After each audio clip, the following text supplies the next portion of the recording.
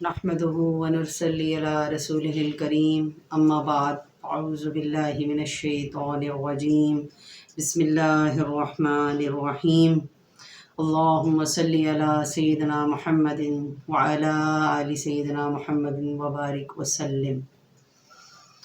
अस्सलामु अलैकुम व रहमतुल्लाहि व बरकातुहू। कलमाए हक ने उम्मत को परेशानियों से निकालने के लिए जो बेड़ा उठाया है, अल्हम्दुलिल्लाह सुम्मा अल्हम्दुलिल्लाह, उन तमाम बयानात का आगाज़ अब हो चुका है।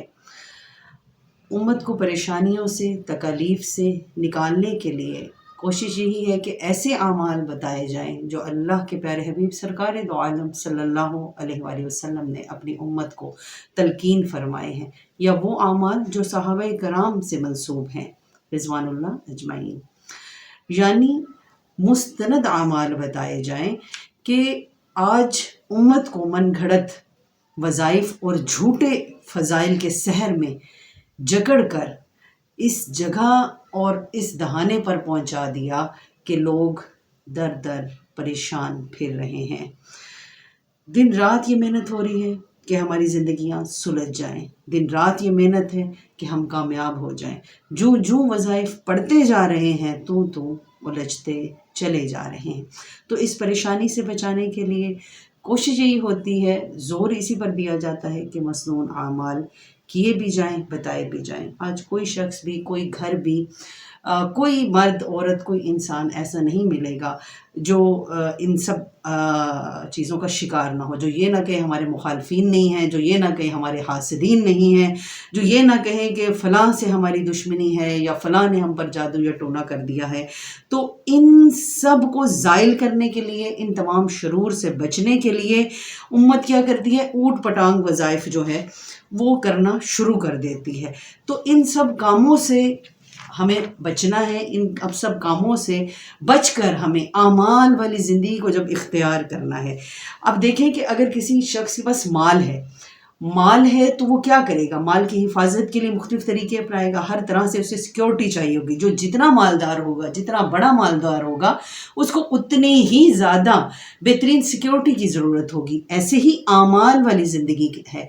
आपको कहा जाता है ना कि आमाल वाली ज़िंदगी की तरफ आ जाएं, आमाल वाली ज़िंदगी।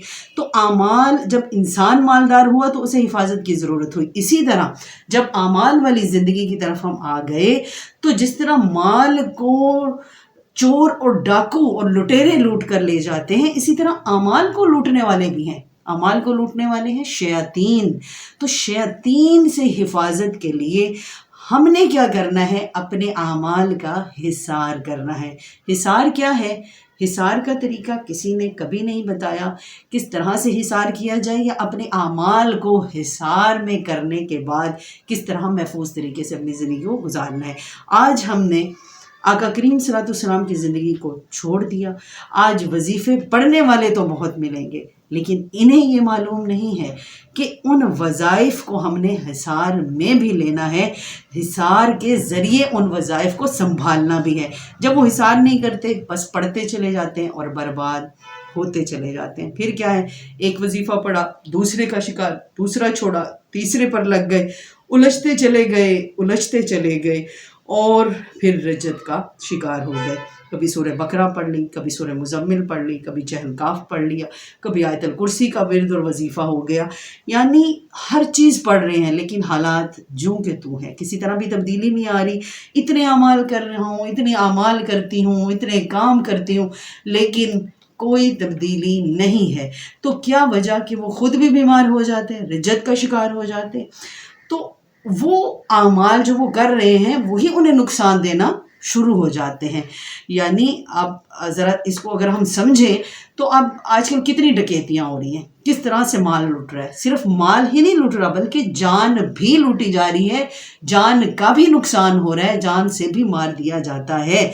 इसी तरह आमाल वाली ज़िंदगी है कि जब ज़िंदगी पर शैतान डकैती डालता है, आमाल पर शैतान ने डकैती डाली, तो आमिल भी मर जाता है।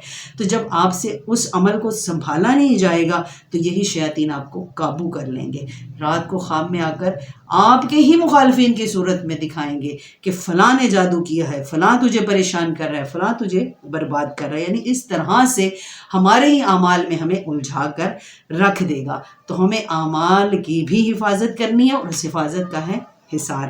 آج لاکھوں خاندان، لاکھوں لوگ، دنیا، خاندان تباہ ہو رہے ہیں، اور ایک عام نقطہ نظر کیا ہے کہ ہم پیروں فقیروں کو نہیں مانتے، یعنی کسی اللہ والے سے جب تعلق ہی نہیں ہوگا، کوئی ہمیں سیدھا رستہ دکھانے والا ہی نہیں ہوگا، تو ہمیں کیسے معلوم ہوگا؟